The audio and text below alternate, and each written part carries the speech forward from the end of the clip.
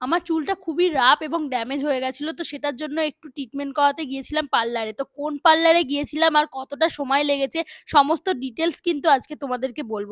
দেন finally আমি কিন্তু ready হয়ে গেছি। আর রেডি হওয়ার পর দেখো আমার চুলটা এতটা ড্যামেজ সেটাই তোমাদের দাদাভাইকে বলছিলাম। আর বলছিলাম, "চলো তুমি আমার সাথে দুজনে একসাথে যাই।"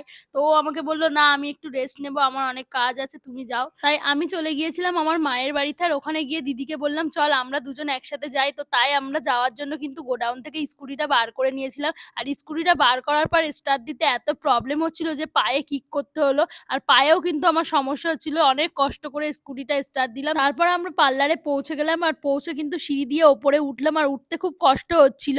আর ওখানে গিয়ে ভাবছিলাম গরমে কি করে থাকবো। ভিতরে ঢুকতেই দেখলাম না এসি চলছে, যাক বাঁচা গেল।